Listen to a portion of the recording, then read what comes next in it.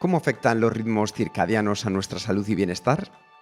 Ese es el tema principal del programa de esta semana, donde aprenderás cómo mejorar tu calidad de vida sincronizando tus cuatro tiempos: el interno, el ambiental, el metabólico y el social, de la mano de Juan Antonio Madrid. Y Juan Antonio es catedrático de Fisiología y director del Laboratorio de Cronobiología y Sueño de la Universidad de Murcia.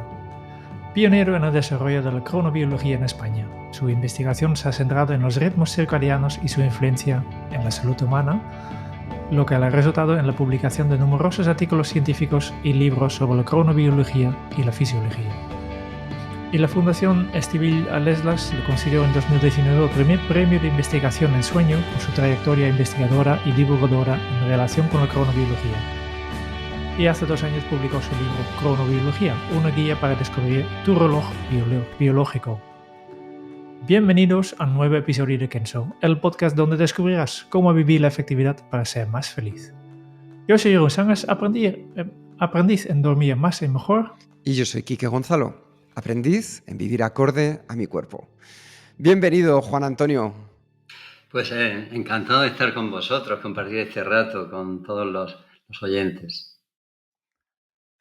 Juan Antonio, tengo que confesarte una cosa, y es que este es el episodio número 324, pero uno de los más escuchados de este podcast es el episodio 35, al que más mención se ha podido hacer a lo largo de este podcast, donde hablamos sobre cronobiología, cronotipos, y la verdad es que hemos tardado en que vengas, pero hoy traemos a la persona de referencia en España para hablarnos de esto, o sea que tenemos muchísimas ganas de disfrutar esta entrevista contigo.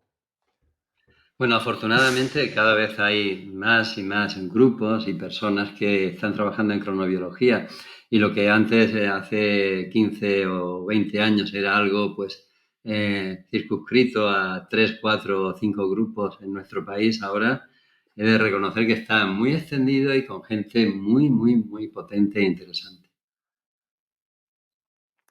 Pues será un auténtico placer descubrirles, descubrirte y descubrir todo aquello que nos pueda ayudar a entender mejor cómo funciona nuestro cronotipo.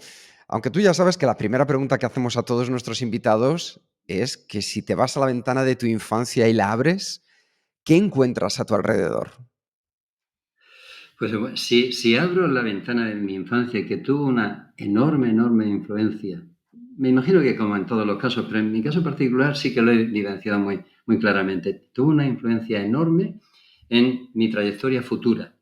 No, lo he entendido al cabo de los años, lo he entendido hace poco. Mi infancia hay que imaginársela como un niño que nace en un entorno absolutamente natural, en un lugar donde no había luz eléctrica, donde vivíamos pues una vida en medio de la agricultura, la ganadería, en un lugar aislado donde te curabas con plantas medicinales. Es decir, es un entorno que para mí me parece no del siglo pasado, sino de hace más tiempo. Y en ese entorno en el que yo descubro los ciclos naturales, la naturaleza, el cielo estrellado, las leyendas que había locales sobre muchos aspectos, aparece un segundo elemento, que es que mi madre era la maestra rural de aquel valle. Es un valle de 10 kilómetros de largo. Y el hecho de nacer, pasar mis primeros años en ese entorno y en esa escuela, yo creo que condicionó las dos cosas a las cuales me he dedicado, que es el amor por enseñar, por la docencia, por transmitir, y el segundo es mi pasión por integrar la naturaleza en la salud humana. Pues aquí tiene muchísimo sentido todo lo que nos vas a contar. Y desde ese valle, ¿cómo llega Juan Antonio a la cronobiología a convertirse en un experto y referente en este tema? Pues bien, hay una serie de azares, de decisiones que en un momento uno toma y abandona otras. Y una de ellas fue la de irme a estudiar a Granada, a la Facultad de Biología. Yo hice biología en la Facultad de Ciencias de la Universidad de Granada. Y cuando estaba ya en el último año, recuerdo que, bueno, yo trabajaba de alumno interno, había entrado dentro de un departamento que era fisiología. La fisiología a mí me apasionaba, especialmente la parte del sistema nervioso. Pero cuando estaba en ese último año, trabajando con un compañero mío, que es Ginés Salido, encontramos un ritmo biológico en algo que era absolutamente inexplicable. Y es que una secreción pancreática, cuando la medíamos a lo largo de 24 horas o de 48 horas, pues veíamos cómo oscilaba la producción de jugo pancreático y no lo podíamos explicar porque hubiese comido el animal del laboratorio, porque hubiese algún estímulo diferente. Era algo intrínseco, era algo endógeno, era una oscilación interna. Y eso yo creo que fue algo que me hizo pensar, estamos encontrando algo que va en contra de los paradigmas clásicos de la fisiología y la medicina, que era la constancia. Todo ha de ser constante, todo lo que funciona bien es constante, ¿no? Nosotros habíamos encontrado el cambio, habíamos encontrado un cambio constante. Y ese ritmo biológico, al cual pues yo creo que dediqué más de 2 años para poderlo analizar matemáticamente, con aquellos primeros ordenadores que había, Spectrum, Astra y demás, pues fue el que ya marcó mi desarrollo futuro. Y nunca me olvidé de que ese campo híbrido entre la biología, las matemáticas, la física, la ecología, era un campo que merecía la pena. Y que merecía la pena la dedicación de toda mi vida investigadora, ¿no? Es muy interesante porque antes de entrar en profundidad sobre la cronobiología, la biología, nos gustaría empezar con la filosofía. Vamos a hibridar, como nos decías ahora mismo, Juan Antonio, y es que ya en la antigua Grecia había 3 dioses del tiempo: Cronos, Aión y Kairos. Cronos representa el tiempo del reloj, Aión el tiempo divino e infinito y Kairos el tiempo de la acción oportuna en el momento preciso. Queríamos preguntarte sobre esa diferencia entre Cronos y Kairos. ¿Por qué a veces parece que el tiempo pasa volando y en otros momentos ese mismo tiempo se nos eterniza? Bueno, este planteamiento filosófico, que a mí, por cierto, me encanta, entrar con la filosofía, con la concepción clásica del tiempo, fíjate que, antes de responder directamente a la pregunta, me voy a permitir hacer una digresión. Estos 3 dioses los encontramos en nuestra propia fisiología, en nuestros relojes internos, puesto que tenemos multitud de sistemas para medir el tiempo. Fijaros que Cronos, el que devora, el tiempo que devora a los seres vivos, y lo tenemos representado por Saturno devorando a sus hijos de Goya, Cronos está presente, por ejemplo, en el reloj de los telómeros. Conforme se divide una célula, el telómero se acorta, es como un reloj de arena que va midiendo el paso del tiempo y cuando termina, se acabó la vida. Ahí tenemos a Cronos. Pero Kairos lo tenemos en otro mundo y es lo que tú decías, la percepción subjetiva del tiempo. ¿Por qué el tiempo cambia a medida que vamos envejeciendo? ¿Por qué el tiempo cambia cuando estamos en una consulta médica esperando 3 horas, cuando estamos, no sé, confinados o cuando estamos visitando la muralla china? ¿Por qué tenemos esa percepción tan diferente? Pues el tiempo, este tiempo subjetivo, este tiempo que sería el Kairos, depende mucho de pues, la emoción que nos desencadena lo que estamos viendo, la novedad, el hecho de que sea algo nuevo o que sea algo que ya hemos vivido tantas veces que no nos produce ningún tipo de estímulo. Y esto es quizá lo que debemos de tratar de luchar cuando vamos envejeciendo. El abuelo, casi todo lo que está viendo, lo ha vivido cientos de veces. El nieto no lo ha vivido nada más que la primera vez. Y ahí la percepción del tiempo del nieto es enorme, se expande mucho, lo va a recordar muy bien, en cambio el abuelo no lo recuerda. Tenemos que volver un poco a esa, pues a emocionarnos, a mirar las cosas con otros ojos, como si fuéramos niños y no lo hubiéramos visto anteriormente, ¿no? Y bueno, y termino con el último tiempo, Aión, porque también tiene su importancia. Este Aión sería más bien ese tiempo espiral, ese tiempo circular que se va repitiendo, pero no de la misma forma en nuestra vida. Y ahí es donde tenemos los relojes circadianos, los relojes biológicos, que generan ciclos, pero nunca son exactamente iguales a los del año anterior o a los del día anterior, ¿no? Interesante. En tu libro hablas de los 4 tiempos y nos gustaría en esta entrevista repasar los 4 porque me parecen los 4 son igual de fascinantes casi, ¿no? Empezando con el tiempo interno, como tú le llamas. ¿Nos puedes explicar, para empezar, brevemente, porque ya sé que es un tema muy complicado, pero brevemente, dónde está nuestro reloj interno y cómo funciona? Sí, a ver, sabemos que tenemos tiempos internos porque cuando aislamos una margarita, cuando aislamos un animal en un laboratorio o cuando aislamos voluntariamente a una persona en un búnker subterráneo donde no tiene ninguna sensación de día-noche, de horario, el propio cuerpo genera los ritmos circadianos, genera ritmos de 24 horas y se mantienen con una periodicidad bastante buena, aunque no coinciden exactamente con las 24 horas, se desvían un poquito por retraso o por adelanto.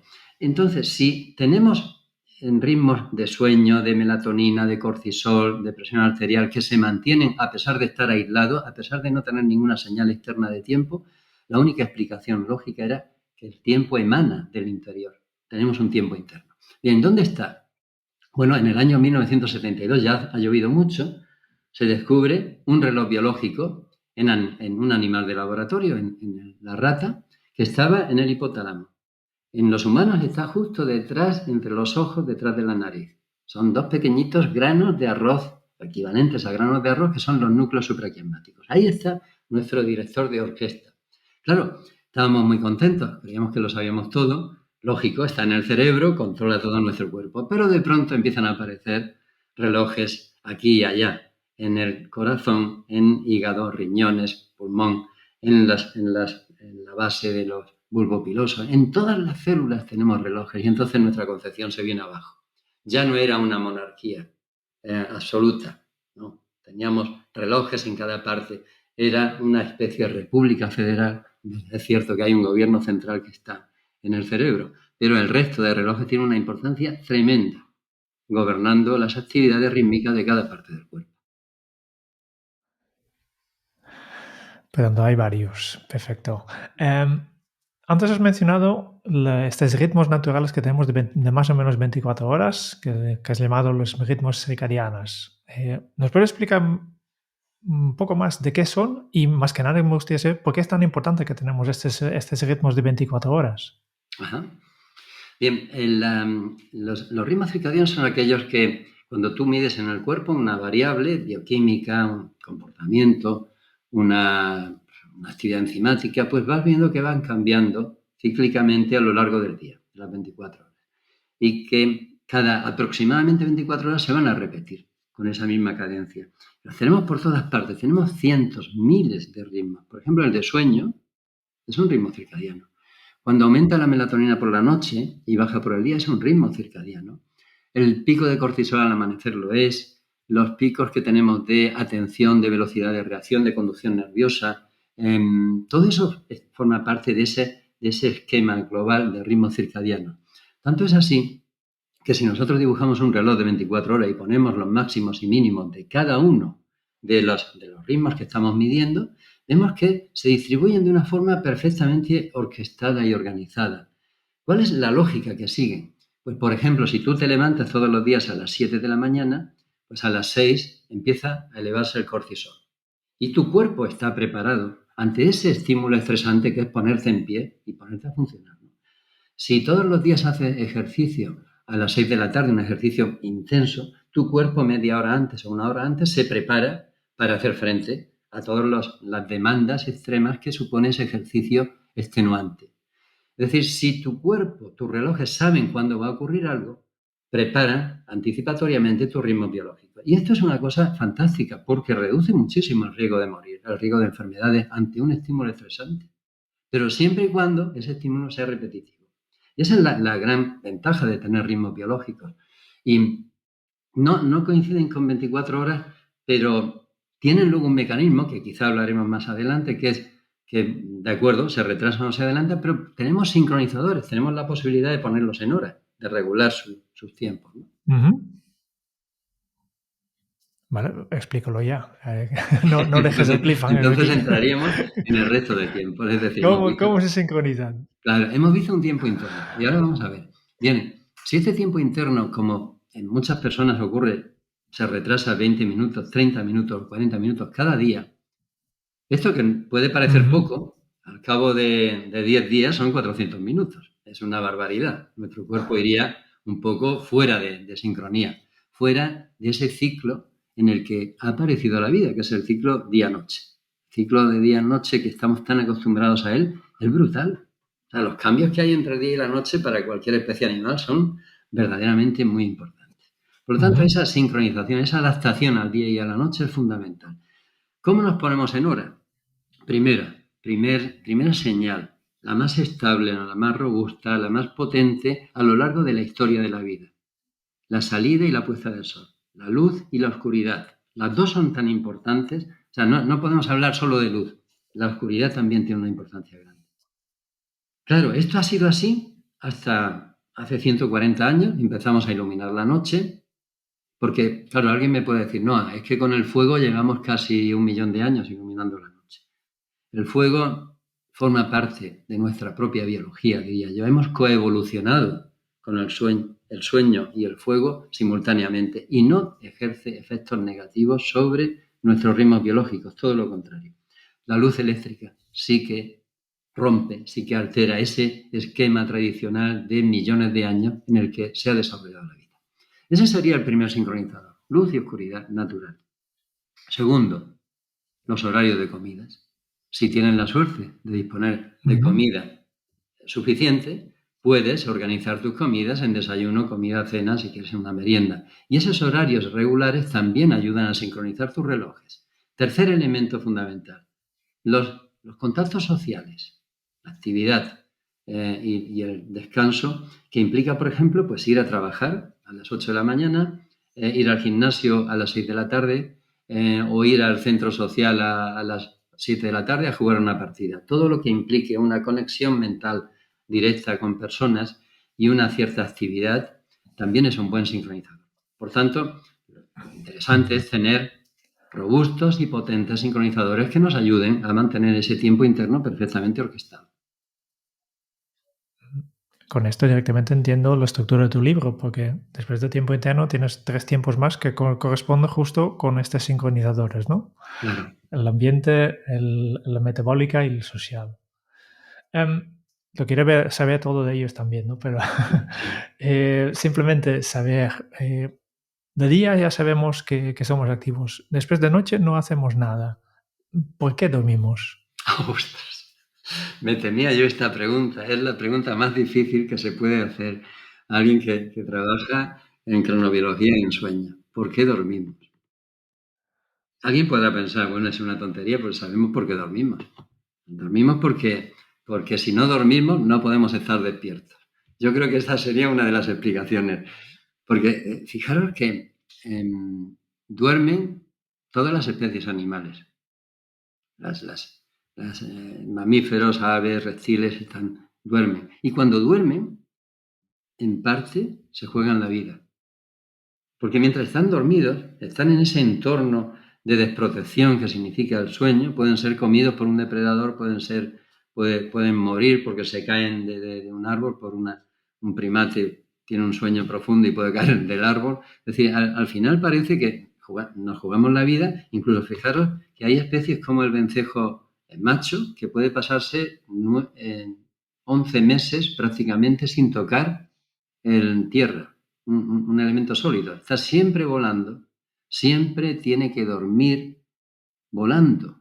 Y él lo ha conseguido mediante el sueño unihemisférico, duerme con la mitad del cerebro. El otro está despierto, le permite volar a gran altitud, sin grandes exigencias, pero se mantiene. Y cuando ya ha descansado una parte de su cerebro, duerme con el otro y finalmente ya se despierta totalmente, ¿no? Ese es su ciclo de vida. Por lo tanto, el sueño es absolutamente imprescindible. Pero todavía no sabemos la razón última por la cual dormimos. Sí sabemos para qué sirve, que es diferente, y podemos entrar en ello, ¿no? Sirve para la limpieza de tu cerebro, para la memoria, para mantener el estado anímico, etcétera, etcétera. Fantástico, fantástico. Yo creo que podemos pasar al siguiente tiempo, el tiempo ambiental. El tiempo que has dicho que marcado por más que nada por la luz exterior, el sol que nos hace despertar y nos prepara para ir a dormir. Pero yo creo que últimamente nosotros los humanos pasamos muy poco tiempo al exterior. no estamos tanto expuestos al sol que nuestros padres y abuelos, ¿no? ¿Implica eso también que hemos dejado de vivir las temporadas? ¿Que hemos dejado de vivir? Es que no te he escuchado al Las final. temporadas. A ver, nosotros lo que hemos analizado mucho la exposición humana a la luz natural, y a la luz artificial y a los tipos de luz. Y esto lo venimos haciendo desde hace aproximadamente unos 15 años. ¿Qué es lo que estamos viendo? Que cada vez pasamos más tiempo en interiores. Es una tendencia que si además nos remontamos a nuestros padres y abuelos, es extraordinariamente acusada, ¿no? Estamos viviendo en interiores, en una especie de cuevas con una iluminación artificial, que es la que yo tengo en este momento, la que tenéis vosotros, y que puntualmente yo me expongo al sol. Cuando salgo, voy al transporte público, cojo mi coche y me voy a casa. Pero normalmente no tomamos mucho el sol. Y en España, que es un país eminentemente luminoso, se da la gran paradoja de que tenemos déficit de vitamina D por una ausencia muchas veces de tomar el sol. Cuando en cronobiología hablamos de la importancia de la luz natural como antidepresivo, como sincronizador, no estamos insinuando que te debas exponer al sol directo. Es diferente. Lo que queremos decir es que es importante que recibas la luz natural en exteriores porque tiene una potencia enorme como sincronizador de tus ritmos. Y esto es importante. Y si yo tuviera que dar un consejo, diría, la mejor luz a la cual nos podemos exponer natural es la de la primera mitad del día y fundamentalmente la de la mañana. La luz de la mañana tiene un efecto antidepresivo importante. Cuanto más tarde recibamos la luz, peor. Y ya si nos vamos a la noche y recibimos luz intensa o luz azulada, ahí tenemos un problema adicional y es que eso rompe, eso no estaba previsto en nuestro diseño de nuestro reloj biológico.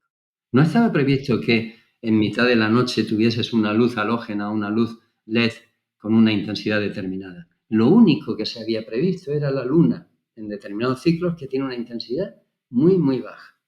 Por lo tanto, nosotros lo que hemos visto es que, primero, no aprovechamos el potencial que tienen la luz y la oscuridad naturales para exponernos a ellas y, en segundo lugar, es que hemos considerado que nuestro estado natural es el de estar iluminado las 24 horas del día, que la luz es positiva, que tenemos que iluminar las ciudades cada vez más y más, porque es un signo no sé, de bienestar, de seguridad, de mil cosas, ¿no? Y nos olvidamos que la oscuridad lleva existiendo 3.500 millones de años desde que la vida está aquí. Bueno, existía antes, ¿no? Pero la vida se encontró siempre con la oscuridad. No podemos vivir sin oscuridad. Y esto es algo que a menudo olvidamos porque consideramos que somos una especie que hemos sobrepasado o que no necesitamos la conexión con el ambiente. Y eso es absolutamente erróneo. ¿Y cómo nos afecta esta sobreexposición de luz en cuanto a nuestra salud mental? Bien, la exposición a la luz durante la noche, en las horas nocturnas, tiene un efecto clarísimo sobre un mediador que también lleva existiendo o se ha desarrollado en paralelo a la vida, que es la melatonina. La melatonina es la hormona de la oscuridad. Fijaros cómo aparece esta hormona. Los primeros organismos, cuando recibían la luz solar, que era muy agresiva, muy rica en radiación ultravioleta, pues necesitaban de potentes antioxidantes para detoxificar ese organismo. Y uno de los primeros que aparecen y que se ha mantenido desde entonces es la melatonina. La melatonina era capaz de bloquear los radicales libres, desaparecía durante el día porque se agotaba, porque continuamente era degradada, y por la noche volvía otra vez a aumentar. Y al día siguiente, pues bajaba. Pues ese ciclo de melatonina, esa subida y esa bajada, se ha mantenido y está también presente en los humanos. Pero el problema que tenemos es el siguiente. Si encienden la luz por la noche, la melatonina deja de producirse. Es un mecanismo que tenemos ahí y que no podemos evitar. Pero la luz, especialmente la luz intensa y la luz azulada, inhibe la melatonina con una potencia, una eficacia enorme. Y si no tienes melatonina, no tienes una sustancia antioxidante, no tienes un marcador de tiempo interno, has perdido un agente oncostático, inhibidor del desarrollo de tumores, un agente inmunoestimulante. Es decir, la melatonina es una hormona protectora, es la hormona de la noche, la hormona que nos hace dormir con más facilidad, que nos permite estar en ayuno y que nos recupera.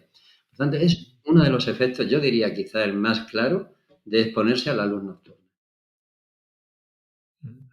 Y Juan Antonio, ¿qué haces tú exactamente para vivir más de acuerdo a tu tiempo ambiental? Bien, lo que hago, una cosa es lo que me gustaría hacer y otra es lo que hago, en realidad. Bien, sí es cierto que ¿Nos puedes explicar los dos? una vez que tú conoces cómo funcionan estos mecanismos de sincronización, pues lógicamente tú intentas aplicarlo, ¿no? Primero, pues intento, o no lo hago en realidad, dormir en oscuridad y mantener la habitación a oscuras durante un mínimo de 8 o 9 horas. Es decir, yo tengo que darle a mi melatonina el tiempo suficiente para que se produzca y luego se inhibe de forma natural. Luego sí que hago algo que me viene muy bien y lo estoy haciendo creo que desde hace 12 años, que es lo primero que hago al levantarme es salir a una terraza y ponerme a hacer una serie de ejercicios que los tengo absolutamente automatizados. Ya es poner un pie en el suelo y automáticamente mi cuerpo, aunque no tenga ganas, se va a la terraza y pues haga mal día, mejor día, haga frío o calor, yo me pongo a hacer ejercicios de flexibilidad, ejercicios de equilibrio, ejercicios de fuerza y ese conjunto de ejercicios lo hago además en un entorno donde está saliendo el sol. Aprovecho el momento del amanecer, minutos más tarde, y esto a mí me insufla un chute de energía que no podéis imaginar. A mí esto me dura hasta la noche prácticamente. Eso sería lo primero. Lo segundo es que yo ya con la edad que tengo, pues después de comer me da un cierto sueño. No mucho. Y ahí intento controlar mi siesta. Una siesta de 10 minutos, 20 minutos, es suficientemente estimulante como para permitirme mantenerme ya toda la tarde y hasta que me vaya a dormir en vigilia, bien despierto. Después, otra cosa que me gusta es preparar el sueño. O sea, ceno pronto, bueno, no sé, a las 8:30 suele ser mi hora, si puede ser a las 8 mejor.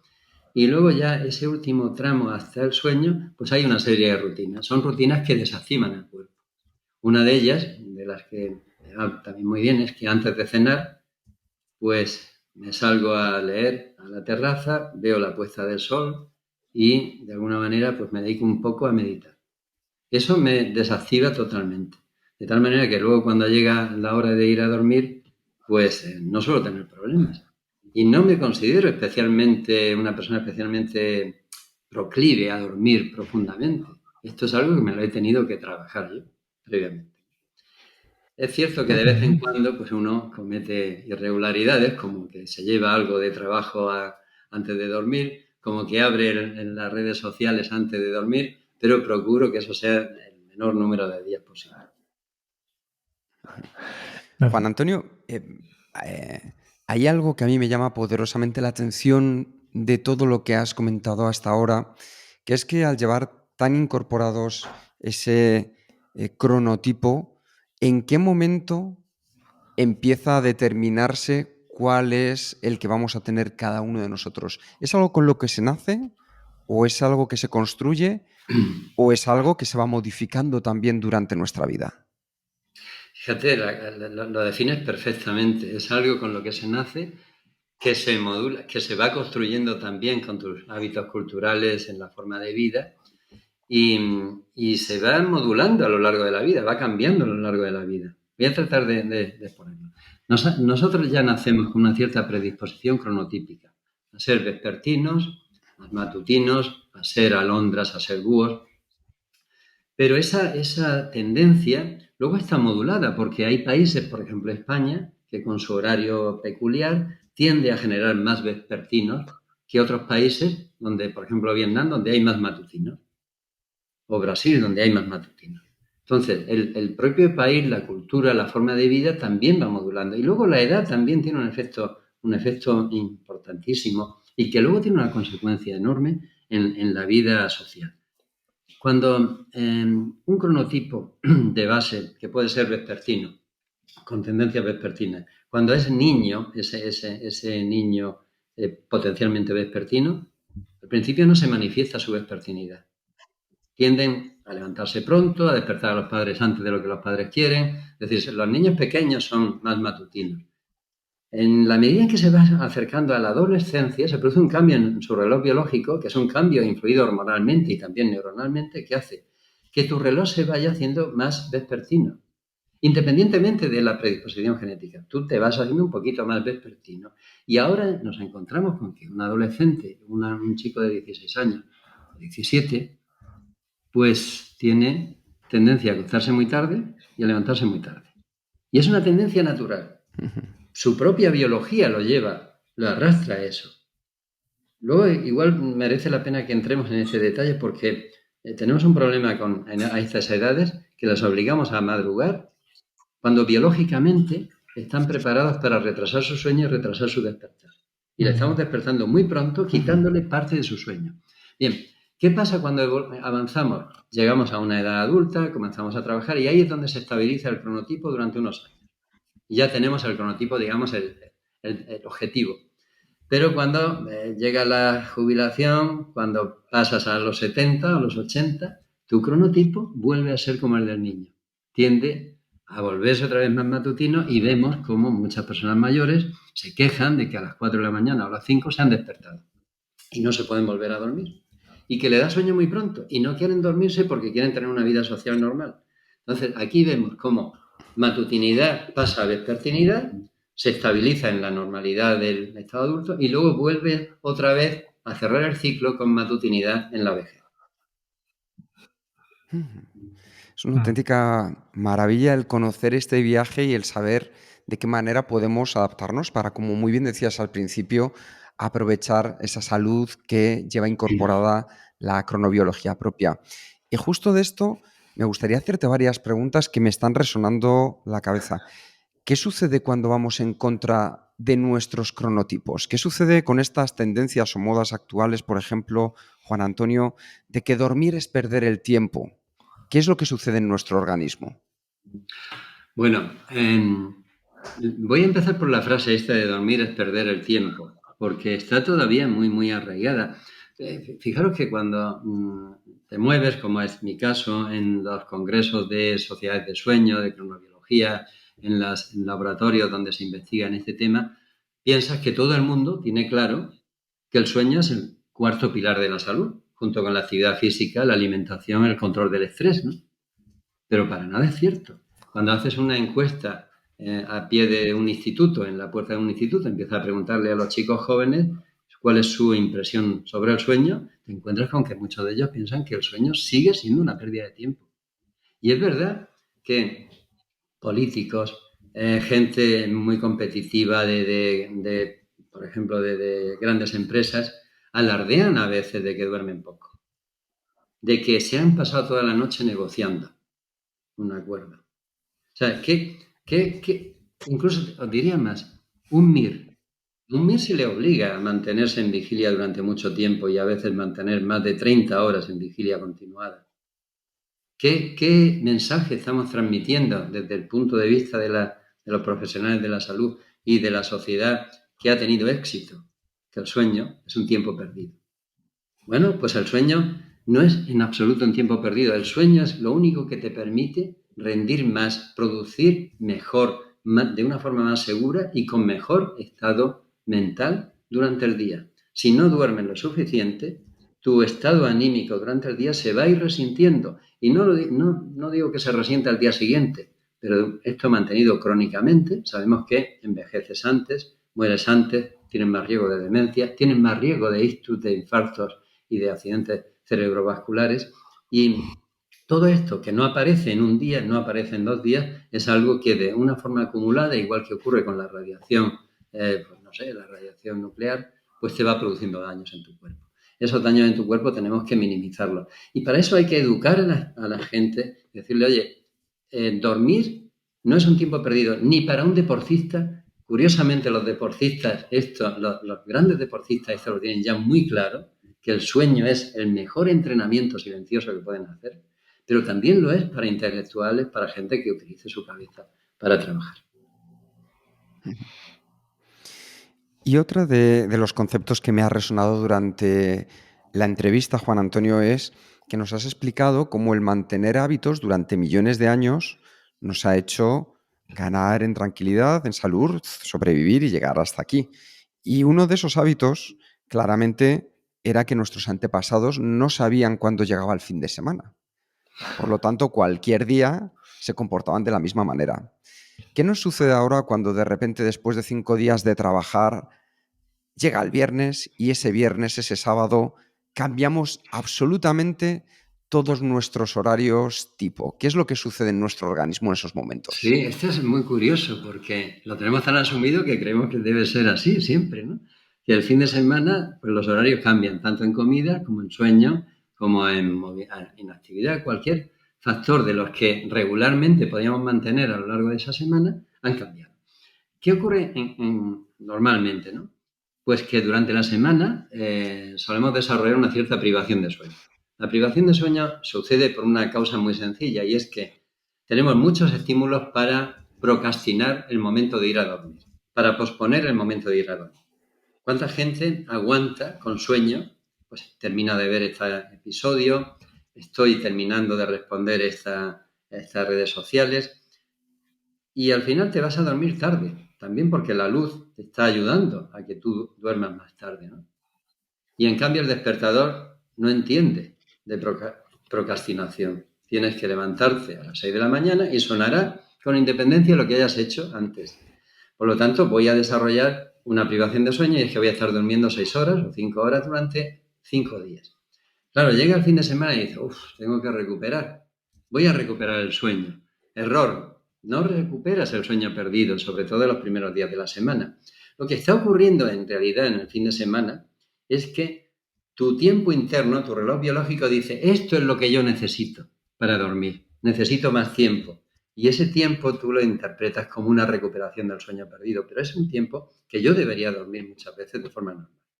Y la otra cosa que hacemos es que, claro, como llega el fin de semana, pues voy a salir hasta las 4 de la mañana, voy a hacer unos hábitos sociales completamente diferentes y eso crea lo que se llama jet lag social. Jet lag social es muy parecido a estar viajando. Por ejemplo, viajo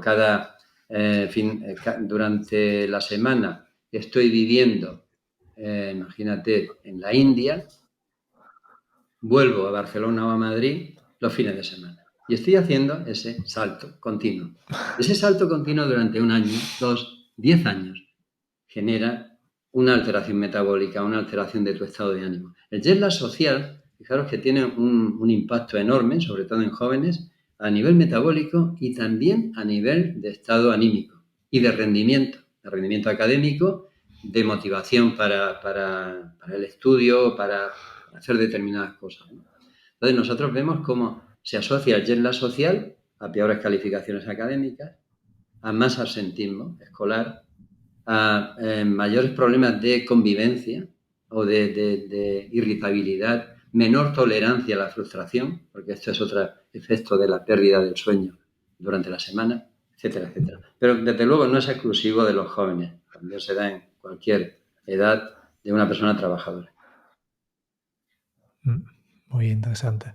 Quería continuar con el tercer tiempo, que has indicado antes, el tercer sincronizador de nuestro ritmo circadiano es el tiempo metabólico, lo que comemos, y dice, pues podemos ayudar a marcar este ritmo diario con la hora de nuestras comidas. Y esto directamente me hace llegar a una pregunta, es que no sé qué es mejor, si la hora de comida, si tú indicas que es mejor hacerlo con siempre el mismo momento, para así sincronizar nuestro biorritmo, por lo tanto, entiendo que es mejor hacerlo cada día a la misma hora, pero yo también me puedo imaginar que está bien, en lugar de hacerlo siempre a la misma hora, siempre seguir simplemente escuchando tu cuerpo. ¿Qué es mejor? ¿De comer cada día a las 2, a las 2 o comer cuando tienes ganas? Muy buena pregunta, muy, muy buena. Desde el punto de vista de los experimentos que hemos realizado en el laboratorio, comer a la misma hora pues ayuda a que tu digestión sea mejor, indudablemente, porque como aproximadamente media hora o 40 minutos antes empiezas a activar pues todas las secreciones digestivas, la biliar, la pancreática, la motilidad del estómago e intestino se empieza a activar en ese momento Y cuando ese aluvión de alimentos llega a tu cuerpo, tú estás, desde el punto de vista digestivo y metabólico, ya estás preparado, tienes la carga previa que necesitas. Si eso no lo haces y demoras, por ejemplo, 1 o 2 horas el momento de ir a comer, notarás que tu comida no te siente igual de bien. O sea, el hecho de cambiar mucho el horario no siente igual de bien. Ahora, si en un momento determinado tú no tienes hambre, podrías perfectamente saltar esa comida e ir a la siguiente. Pero yo lo que no haría es generar un caos en esas comidas. No, ya no tenía hambre a las 2, pero a las 5 sí voy a hacer la comida. No, pues ya lo salto, me voy a la merienda tradicional de todos los días o ya a la cena, hago la cena. Es decir, escucha tu cuerpo, pero intenta mantener una cierta regularidad. Dentro de ese tiempo metabólico hay 2 cosas prácticas que querría resaltar, que son, una, la importancia que tiene el horario de la cena. Las cenas, desde el punto de vista de todos los refranes, de todo un montón de literatura, tenemos en el Quijote, tenemos en Maimónides, por ejemplo, siempre hablan de que la cena es el momento o la comida más peligrosa, la comida que más muertes ocasiona. Decía un poco, Cervantes decía, ponía en boca del Quijote y le decía, Sancho, matan más cenas que guerras, refiriéndose a ese papel de la cena, ¿no? Entonces, primero deberíamos intentar no cenar muy tarde. Y lo segundo es que hemos visto que los carbohidratos simples se procesan muy mal en la cena. O sea, cuanto más tarde tomes un pastel, esa costumbre tan extendida de que te vas a cenar fuera y te van a poner un dulce, un pastel para terminar tu cena a las 12 de la noche, que sepamos que es lo peor que podemos hacer desde el punto de vista metabólico. No estamos preparados para procesar ese azúcar rápido que te va a entrar en sangre durante esas horas nocturnas, porque nuestro cuerpo no había previsto que alguien a las 12 de la noche pudiera estar comiendo. Entonces, esa sería una cuestión importante. Y la otra es que yo insistiría en la bondad de dejar un tiempo de ayuno, un tiempo de pausa para tu tracto digestivo, con un ayuno, lo que se conoce como ayuno intermitente, pero ayuno largo durante la noche, de unas 12 horas como mínimo, 12, 13 horas de que tu tracto digestivo entienda que es el momento de repararse, viene muy, muy, muy bien. Y esto me lleva a la pregunta de cuántas veces al día tenemos que comer, porque hay los que dicen que hay que comer 5 veces al día y yo creo que no caben en estas 2 horas que tú has indicado. Hay otras culturas que solo comen 3 veces al día. Hay personas que dicen el desayuno es lo más importante del día. Otros dicen desayunar puedes saltar perfectamente. ¿Cuántas veces y en qué momentos es mejor comer? Bien, bueno, voy a empezar por el desayuno, porque también es otra comida interesante. El desayuno puede ser una comida de las más importantes del día porque es el momento en el que rompes el ayuno. El nombre del desayuno indica eso. Rompo con mi ayuno. Por lo tanto, es la primera entrada de alimento que voy a tener. Pero cuidado con el desayuno muy temprano.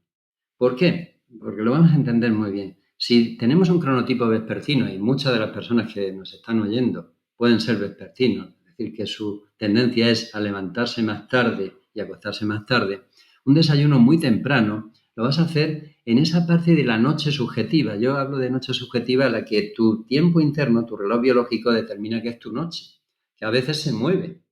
Entonces yo puedo encontrarme con hacer un desayuno a las 7 de la mañana, querer desayunar fuerte y resulta que mi cuerpo metabólicamente no está preparado. Por tanto, los vespertinos no está mal que se tomen un café, se vayan al trabajo y luego a las 10 de la mañana hagan su desayuno importante, ¿no? En cambio, los matutinos perfectamente, no hay ningún problema. Un buen desayuno, un desayuno fuerte, muy bien. Ahora, ¿cuántas comidas? Esa es una pregunta que nos hacemos continuamente.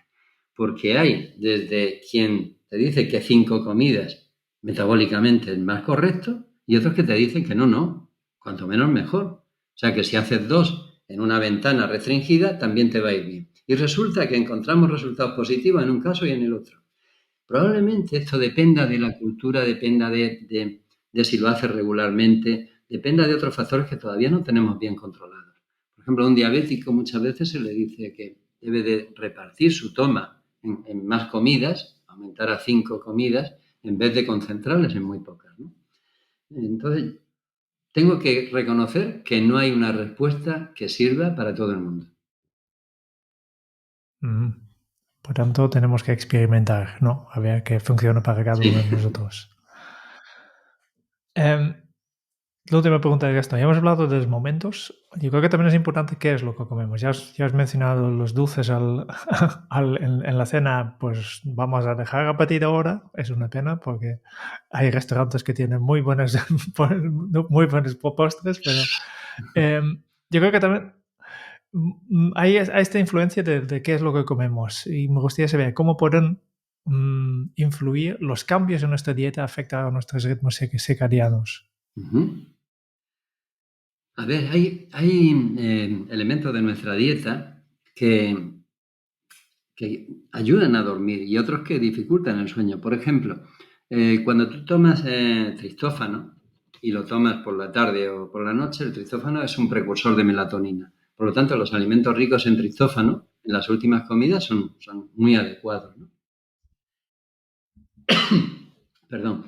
Luego también hay otro elemento de cuándo comemos y el qué comemos que tiene que ver con algo que casi nunca hemos prestado atención, y es que en la misma comida tú tienes distintos componentes dentro de una comida. Tienes vegetales, tienes proteínas, tienes grasa, tienes carbohidratos. Si podemos deconstruir nuestro plato, ¿yo cómo lo haría? Primero empezaría con vegetales. ¿Vale? Voy cargando mi tracto digestivo con un elemento que no va a producir un pico de glucosa, que va a llenar ahí de una red de fibra. En segundo lugar, ya podría tomar grasa y proteína perfectamente, o combinado o secuencialmente, y siempre dejaría para el último lugar, dentro de la misma comida, el carbohidrato. Porque en ese caso, cuando ya llegue el carbohidrato a mi tracto digestivo, lo encuentra relleno con proteína, con grasa, con fibra, y por lo tanto la absorción de la glucosa se va a hacer más lenta, más plana. Porque una de las cosas que tratamos siempre de evitar es los grandes picos de glucemia, que son de alguna manera son bastante cronodisruptores y desde el punto de vista metabólico también alteran mucho no solo nuestro metabolismo, sino que a veces nos producen una alteración de estado de ánimo y cansancio, porque después de un pico viene un valle. Y ese valle lo vamos a notar, ¿no? Muy interesante. Nos queda un tiempo social. Y has dicho que es el otro sincronizador de nuestro biorritmo. ¿Nos puedes explicar un poco cómo va esto? Porque entiendo perfecto, si lo tomo de forma literal, entiendo que mi biorritmo automáticamente se sincronice con las personas que tengan a mi alrededor, ¿o hay otro mecanismo aquí? No, a ver, el tiempo social es importante, pero es muy importante quizá como un factor de condicionamiento de mis otros tiempos, más que como un sincronizador muy potente per se. Voy a tratar de explicarme. Yo, por el hecho de que yo mire que son las 10 de la mañana o que mire que son las 8 de la mañana, yo difícilmente voy a cambiar mi reloj biológico interno. Mis tendencias de ser vespertino o matutino están ahí. Entonces, el tiempo social, si yo lo sigo estrictamente, si yo sigo el momento de despertar que marca un despertador, pues es verdad que si salgo a la calle y me pongo a la luz natural, si camino por la mañana, si me voy a clase hablando con un compañero o compañera, pues tengo elementos sincronizadores que están a su vez influidos por ese tiempo social, por haberme levantado antes. Y si lo hago, indudablemente el tiempo social va a tener importancia y me va a ayudar a sincronizarme a esos horarios. Pero lo que estamos viendo una y otra vez es que el cronotipo no consigues cambiarlo totalmente, única y exclusivamente con el tiempo social. Si pensamos que con un tiempo social, un despertador, unos padres que te despiertan a una determinada hora, te van a cambiar el momento de ir a dormir, estamos muy equivocados. Porque el momento de ir a dormir está controlado por tu reloj biológico y a veces es tan tardío como a la 1 o a las 2 de la mañana y por lo tanto no puedes hacer gran cosa para modificarlo. Entonces aquí tenemos un problema muy importante. Problema sobre todo centrado en los jóvenes es que su tiempo social tiende al retraso en los horarios de una forma brutal. Primero, porque utilizan mucho los dispositivos electrónicos antes de dormir. Segundo, porque se activa su cerebro antes de dormir con toda la interacción social que hacen virtual. Tercero, porque los que tienen la suerte de hacer deporte muchas veces entrenan a horas tardías, con lo cual ese entrenamiento físico le dice a tu reloj que no ha llegado la noche, estás demasiado activo mental y físicamente. Todo, fijaros, todo es como una tormenta perfecta que tiende a hacer que un chico joven, y estoy pensando también de la universidad que estudiamos nosotros, se acueste tarde. Y en paralelo no le permitimos, los horarios están diseñados para que se levante temprano. En algunas grandes ciudades hay chicos que van al instituto que a las 6 de la mañana tienen que estar en pie, porque no llegan a las 8 al centro, teniendo que hacer todo lo que tienen que hacer antes, ¿no? Por lo tanto, estamos quitando ese tiempo social, para mí, en este momento, es el que más entra en conflicto con el resto de tiempo. Y está ocurre una cosa cuando el tiempo social te quita una parte de tu sueño, te está quitando un sueño especial, que es el sueño REM, sueño de movimientos oculares rápidos. El sueño REM ocurre más en la segunda parte de la noche, cerca ya del amanecer. Por lo tanto, ese sueño REM, que tiene una importancia tremenda en la estabilidad mental, en el estado de ánimo, es el sueño en el que se desarrollan esas ensoñaciones, se lo estamos quitando a gente joven que está en un proceso todavía madurativo de desarrollo cerebral y le estamos quitando esa necesaria resiliencia, la necesidad de tolerar la frustración, el hecho de que sean más empáticos. Le estamos quitando un sueño que es fundamental en su salud mental. Y esto no lo acabamos de entender. Tenemos que conseguir que ese sueño vuelva a estas personas jóvenes porque son el futuro de nuestra sociedad, además. Bueno, mensaje importante. Yo creo que hay otro problema más con el tiempo social y es que 2 veces al año cambiamos de horario, que conlleva grandes problemas de adaptación para muchas personas. Si pudieras aconsejar ahora mismo a los políticos, porque yo creo que son ellos que tienen el poder de cambiarlo, ¿cuál sería, según tú, la mejor solución? Vale.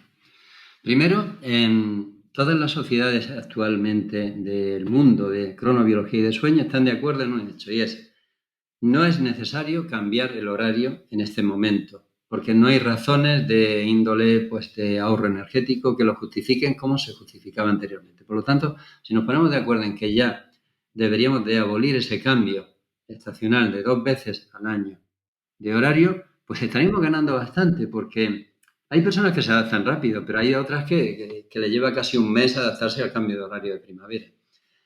En segundo lugar, si decidimos mantener un horario común, ¿qué horario vamos a elegir? Teóricamente, de una forma ideal, si yo dijese, bueno, no estoy en España, estoy en otro país, yo diría que el horario solar, el horario que coincide con el mediodía y la medianoche, que es el horario impuesto solarmente. Si soy más realista y haciendo muchas simulaciones de lo que ocurre en la península, tenemos en nuestra página web pues cientos de simulaciones de qué ocurriría con cada uno de los horarios, en qué localidades españolas tendríamos un problema de que es de noche pues a las 9 de la mañana o que se ponga el sol pues excesivamente tarde. Hemos llegado a la conclusión de que el horario de invierno, el que teníamos antes, en España podría ser aplicable perfectamente todo el año con un mínimo impacto para cualquiera de las ciudades que están tanto al este como al oeste. Yo creo que hay que utilizar datos y hay que dejar de especular, ¿no? Y luego hay otro elemento que el otro día pues me pasó. Estaba aquí en Murcia y salgo a las 7 de la tarde. Estamos pues a final de mayo. Una temperatura brutal, un sol infernal. Digo, bueno, no se puede salir a la calle. Entonces volví a casa. Y me hizo pensar, ¿qué estamos haciendo con un horario que está 2 horas desfasado con el tiempo solar? Que es que hasta que no llegan las 8:30 o las 9 no puedes salir a la calle porque hace tanto calor. Porque la hora solar no son las 8, son las 6. O cuando decimos a las 2 de la tarde, hora de mi reloj, son las 12, hora solar. Entonces, si nosotros no tuviésemos esa enorme discrepancia, podríamos salir antes a pasear en Sevilla o en el sur, en lugares muy cálidos, en Madrid, y podernos acostar una hora antes. Y ese es el objetivo. Si conseguimos ganar una hora, media hora, aunque sean solamente 20 minutos de sueño, ganamos en salud a nivel de toda la sociedad española. Porque recordemos que el despertador seguirá sonando a la misma hora. Para llevarlo un poco a la práctica, quería preguntarte por algunos tipos de actividades y simplemente me gustaría saber cuál es el mejor momento para hacerlo al día. Uh-huh. Por ejemplo, primera es hacer deporte. ¿Cuál es el mejor momento del día para hacer deporte? Para hacer deporte. Pues mira, depende del tipo de deporte. Porque si estamos hablando de un deporte como es un triatlón, una maratón, un deporte muy exigente en cuanto a tiempo, tenemos un problema de termorregulación. Y los mejores momentos son las horas más frescas de la mañana. Salir por la mañana para hacer ese tipo de deporte. Si lo que queremos hacer es un partido de tenis, de baloncesto, de fútbol, pues resulta que nuestro cuerpo, desde el punto de vista de cardiovascular, el respiratorio, el diámetro bronquial, la fuerza y la velocidad de conducción de nuestros nervios es óptima por la tarde-noche. Las primeras horas de 7, 8, 9 de la noche son ideales. Obviamente no vamos a poner un partido a las 12 de la noche, eso ya no. Pero en ese momento tenemos una ventana en la cual se observa que los récords olímpicos de muchas disciplinas se pueden batir en esa ventana para las personas. Si tenemos un deporte, por ejemplo, como es el tiro con arco o disparo con pistola, que necesita una enorme estabilidad y en tu pulso, los mejores momentos son los de la mañana. Entonces, no hay una hora específica, pero yo diría que en general para todos los deportes es la tarde, no muy tarde, porque si no interfiere con el sueño, y para algunos concretamente puede ser la mañana. Ahora bien, también quiero decir otra cosa. La persona que hace deporte y está acostumbrada a hacerlo habitualmente por la mañana, que no lo cambie, porque, como decía anteriormente, tu reloj biológico conoce, lo has entrenado previamente a que tú vas a hacer ese deporte, voy a coger la bicicleta a las 9 de la mañana y está preparado para hacer frente a ese estímulo extra que le vas a plantear a tu cuerpo. Por lo tanto, yo diría, seguir haciendo deporte, no lo cambiéis, salvo que sean unas situaciones extremas, ¿no? Extremas me refiero a salir a las 6 de la mañana y pegarse una paliza, no es natural, y tampoco lo es estar jugando un partido a las 11 de la noche de pádel porque luego no te duermes. ¿Y cuál es el mejor momento del día para concentrarnos? El mejor momento del día para concentrarnos, normalmente tenemos dos episodios buenos para la concentración, a media mañana y luego por la tarde. Aquí va a depender mucho de los cronotipos. Lógicamente el matutino te dirá, no, yo funciono mejor recién levantado, me levanto muy temprano y estas horas son en las que mejor rindo. Y el vespertino te dice, no, yo prefiero la tarde, incluso meterme en la noche. Vale, cada uno tiene que conocerse así. Pero lo más importante de todo, y esto lo aconsejo cuando preparas una oposición o un examen, son dos cosas. Una, dejar tiempo suficiente para el sueño, es decir, no quitarle tiempo al sueño por el entrenamiento, por el estudio, por prepararte esa oposición. Y en segundo lugar, hacerlo siempre a las mismas horas, porque tu cuerpo te lo va a pedir. Es más, otro consejo más. Si tú sabes que vas a tener que poner tu ejercicio a las 5 de la tarde o a las 6 de la tarde, yo siempre aconsejo que un tiempo antes, una semana antes, entrenes a esa hora. Hagas ese simulacro de ejercicio a las 5 de la tarde, porque el día que te llegue de verdad vas a estar en una situación óptima. ¿Y cuál es el mejor momento del día para ser creativo? Bien, esto sí que es una buena pregunta. Siempre me había planteado, vale, el mejor momento del día para estudiar, pero para ser creativo, ¿dónde está? A ver, siempre la creatividad surge después de un episodio de pausa, de un episodio de descanso. Los descansos son muy importantes para la creatividad. Por ejemplo, hay descansos obligados. Hay gente que dice que yo en el cuarto de aseo, pues pienso cosas originales. O cuando caminas, también puede ser un buen momento. A mí particularmente, pues un viaje en tren. Siempre he sido mucho más creativo cuando tengo que pasar 4 horas sentado en un lugar en el tren que nadie me va a molestar, que a lo mejor cuando estoy en el laboratorio, ¿no? Entonces, lo que yo hago personalmente para potenciar la creatividad es hacer un tiempo antes meditación. O sea, aquietar tu mente, dejar que todo baje, que todo se tranquilice, que ese bullir de ideas se aposente, y a partir de ese momento te puedes plantear generar ideas nuevas. Pero yo siempre creo, lo más creativo en mi caso, surge del descanso, de la pausa, de la desconexión. Una vez que desconecto es cuando puedo crear algo. También es cierto que a veces cuando estás metido en una reunión e interactúas con otras personas, pueden salir chispazos de creatividad por la propia interacción social. Esa sería otra situación que también se da. Y la gran pregunta, yo creo que porque ya has mencionado en todo el programa varias veces el tema cronotipo, que hay vespetinos y matutinos. ¿Cómo podemos saber cuál es el nuestro? Vale. Bueno, dos ideas para saber cuál es el nuestro. Si, por ejemplo, tienes una pareja, imagínate, ¿no? Se levanta temprano, sin despertador, se ha despertado pronto, y nada más despertarse, pues tú que estás todavía ahí dormido, hecha una piltrafa, empieza a decirte, pues mira, tienes que recoger la lavadora, tienes que poner esto a secar, tienes que descongelar tal cosa para preparar la comida del mediodía, tienes. Cuando ya esos tienes supera el número de 1 o de 2, tu cerebro colapsa porque tú eres vespertino y resulta que no eres capaz de asimilar, ¿no? Pero ella, en cambio, está hablando y está diciéndote cosas. Pero es que además observas que enseguida es capaz de desayunar un desayuno contundente y se va a trabajar. Y tú, mientras tanto, das vueltas en la cama intentando activar tu cerebro, 15 minutos, 20 minutos. Finalmente te levantas y vas dando traspiés hasta que pones la cafetera y te tomas un café, el primero del día, porque quieres ya empezar a funcionar. Bueno, pues ahí tienes una visión clara de tu cronotipo, porque luego llegará la noche y las tornas invertirán. A las 10 de la noche, esa pareja pues hará así, plaf, caerá, como se cae uno con una cataplegia y se queda dormido, y tú, en cambio, pues estás en un momento en el que te apetece seguir viendo algo, haciendo alguna cosa. Pero hay otra forma más técnica de verlo, más objetiva, y es un día, imaginaros que en un fin de semana no tenéis ningún compromiso social, que podéis ir a dormir cuando queráis y levantaros cuando queráis.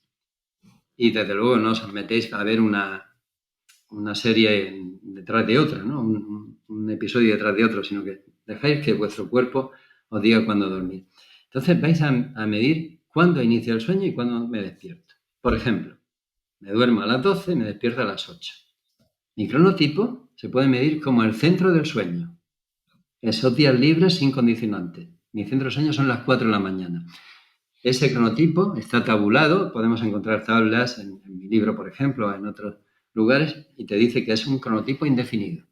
Si tu centro de sueño espontáneo está a partir de las 6:30, claro lo que estoy diciendo, que tu centro de sueño está a las 6:30 de la mañana, cuando mucha gente se despierta, eres un vespertino extremo. Si está antes de la 1:30, eres un matutino extremo. Son cronotipos un poco más inadaptados, ¿no? Los indefinidos somos los cronotipos más que más facilidad tenemos para adaptarnos a uno y a otro.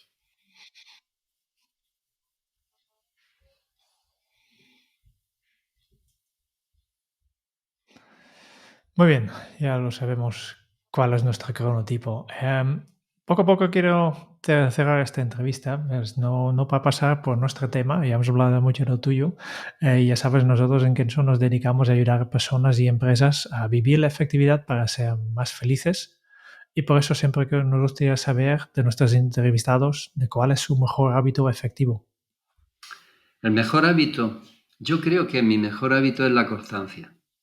Es decir, yo hace mucho tiempo comprendí que vale más que pegarte un atracón, pues sacar 5 minutos al día para repetir algo que tú quieres incorporar en tu vida y que es interesante. Por ejemplo, pues yo recuerdo hace ya mucho tiempo que quería pues perfeccionar el inglés, y lo que decidí era que en el viaje de casa a la universidad siempre me ponían alguna cinta, algún CD de inglés, y lo escuchaba muchas veces. Luego eso parece que no, pero va creando, va calando y va generando ahí pues una base de tu perfeccionamiento. Y siempre que he hecho algo, he preferido hacerlo 5 o 10 minutos diariamente y no durante hora y media en un fin de semana, sino que hacerlo algo de forma regular.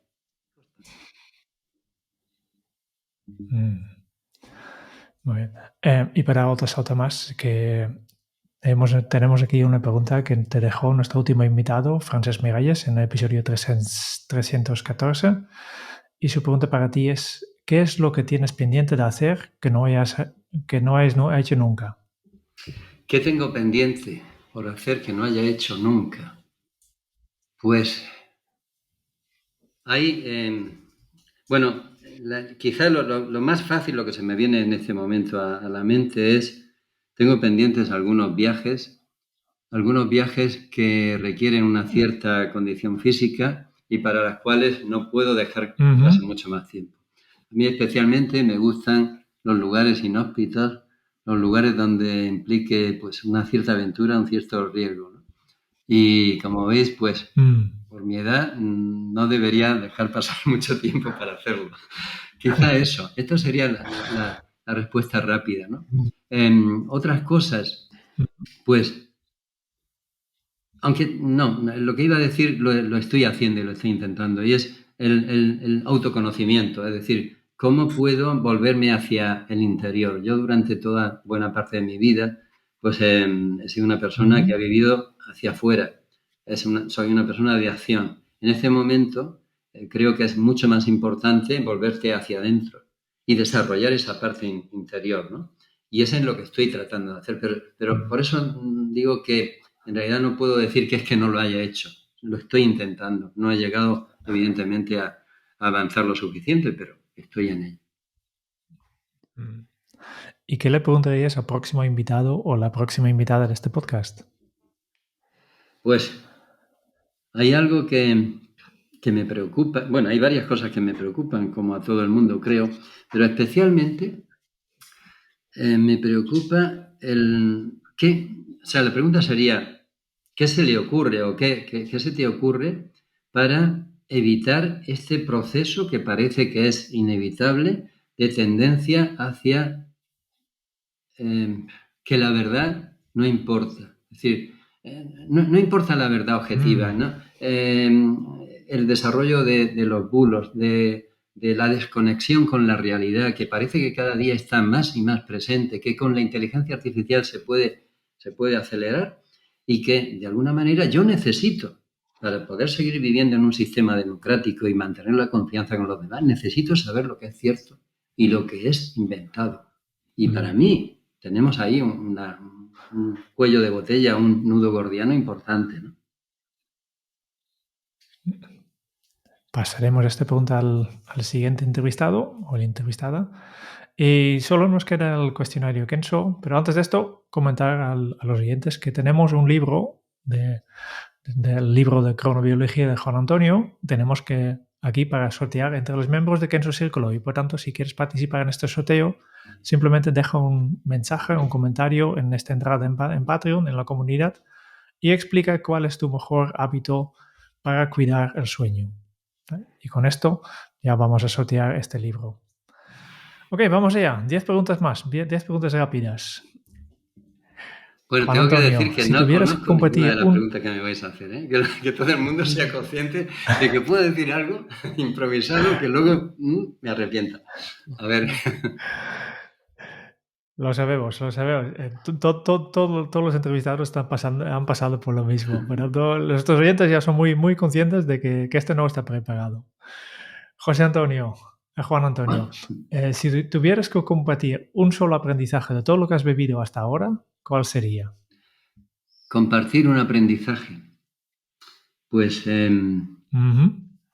fíjate, el valor que tiene la voluntad, la fuerza de la voluntad. O sea, durante mi vida me he encontrado con muchos estudiantes que eran muy brillantes y con otros que, no siendo tan brillantes, tenían una motivación y una fuerza. Me he convencido que las personas que tienen esa fuerza interior, con independencia de su genialidad o no, son capaces de llegar mucho más lejos. ¿Cómo se titularía tu biografía?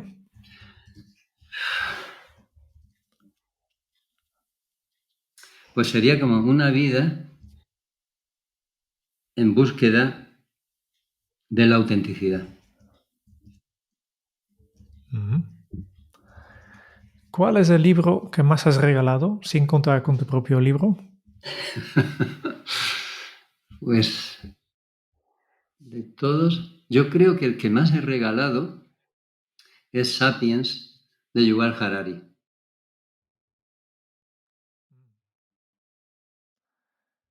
¿A quién te gustaría o te hubiera gustado conocer? Uy, me habría gustado conocer a mucha gente que ya no está. No sé, gente que pueden ser ídolos o referentes.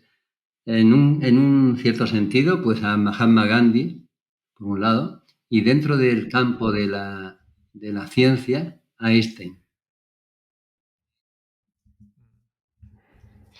¿Qué canción pones a todo volumen para subir el ánimo?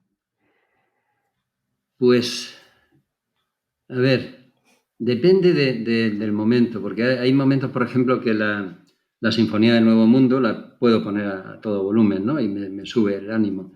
Pero en otras ocasiones en las cuales tienes la sensibilidad a flor de piel, pues alguna de Rosalén. Recuerdo una que me motiva mucho, que la elaboró con motivo de la pandemia, ¿no? Y pues me muevo en esos ámbitos, ¿no? Muy bien. ¿Cuál ha sido la pregunta más interesante que te han hecho? No hoy, ¿no? Sino en general. Sí, sí. Vale, la pregunta más interesante.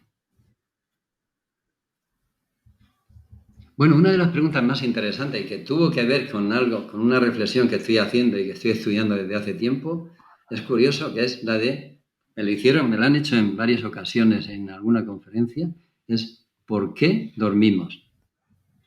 Y como decía anteriormente, no es nada trivial. Y esto es lo que está desencadenando o ha desarrollado pues una línea de estudio, de trabajo en la que estoy ahora. ¿Qué se te viene a la cabeza cuando piensas en la felicidad? Cuando pienso en la felicidad, bueno, en primer lugar pienso que no es algo, no es un sentimiento explosivo que pueda decir ya lo he conseguido, ¿no? Puntualmente yo he conseguido momentos de felicidad plena, que son esos momentos de comunión con el entorno, en los cuales tú te diluyes y te integras absolutamente. Pero eso ocurre muy de vez en cuando.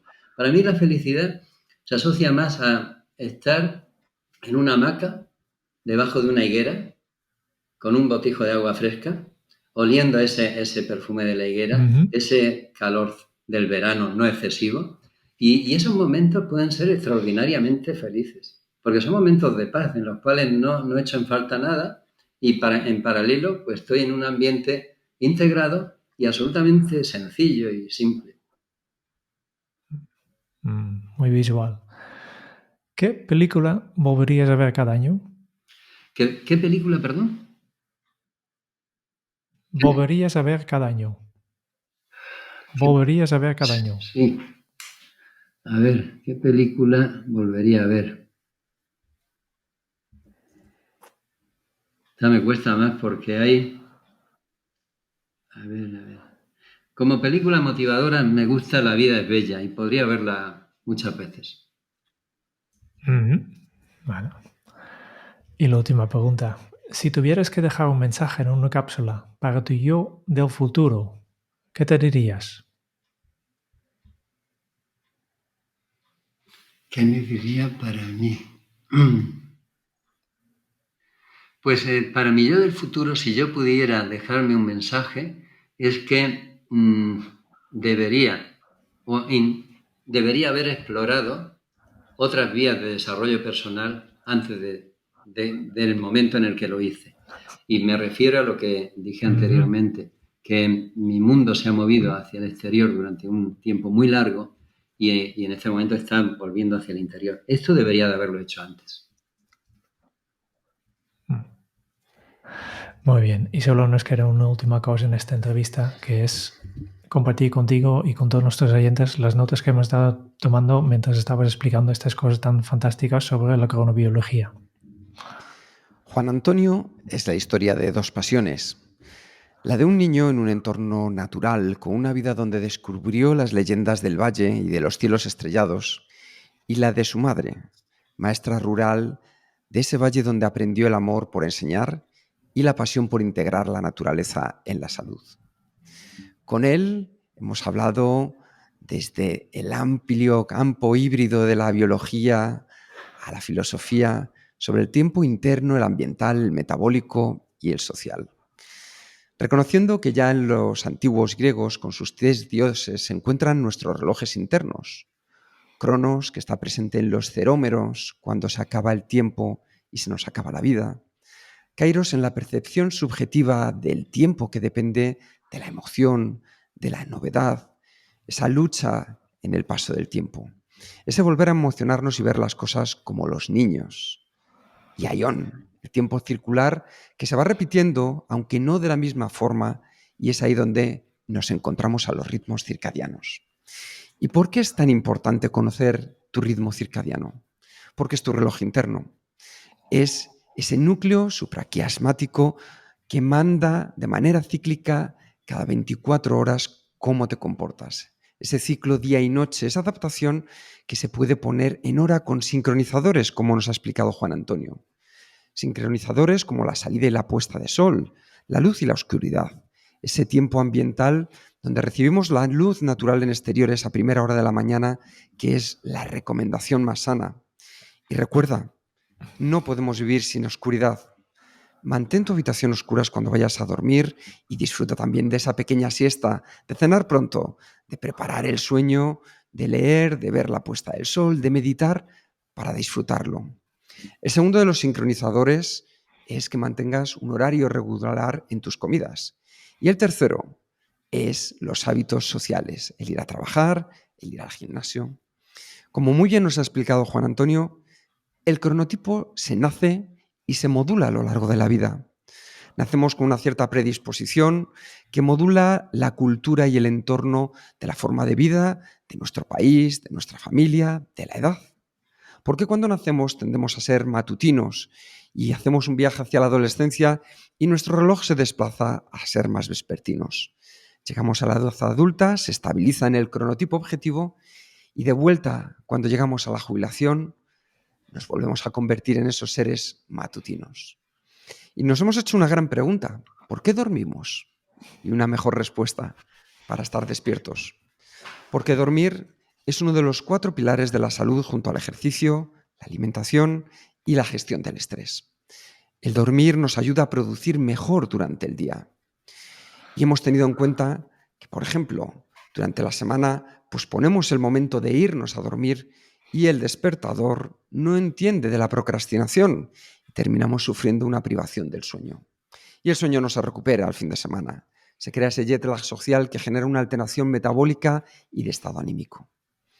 El tiempo metabólico, ese comer siempre a la misma hora, que nos ayuda a la digestión, es escuchar a tu cuerpo, intentar mejorar y mantener una regularidad, ese horario de una cena, que es el momento más peligroso, y la bondad de dejar un tiempo de ayuno de 12 horas para dar pausa a nuestro tracto digestivo, es tiempo de calidad. Juan Antonio, muchas gracias por educar en la constancia y en la fuerza interior de la voluntad para llevarnos más lejos al conocer nuestro reloj interno. Muchas gracias. Muchas gracias a vosotros y enhorabuena por este magnífico resumen. No lo podría haber hecho mejor. Muchísimas gracias a ti, Juan Antonio. Son tus palabras, tus aprendizajes que nosotros a partir de ahora pondremos en marcha. Pues Eso sí, sabes qué terminamos pasa, como siempre. que ha sido absolutamente, no sé cómo lo has podido hacer, porque a lo largo de todo el tiempo has elaborado un discurso absolutamente redondo de todo el contenido de la presentación. Enhorabuena. Está muy bien. Y Tu nada, libro, que es también muy quería maravilloso pediros, y ayuda. quería pediros el link para redes sociales, porque Ujú. para mi cuenta de Instagram, para poderlo Sí. subir. ¿De Mm, acuerdo? Cuando Seguro, es sí. claro que sí, cuenta con ello. Juan Antonio, y nos despedimos con un nuevo hábito Kenso. Vamos a despedirnos con este. Gracias, Juan Antonio. Mm. Pues nos despedimos y nos despedimos con un nuevo hábito Kenso. Escucha tu cuerpo y adáptate al ritmo de tu cronotipo. Nos vemos pronto.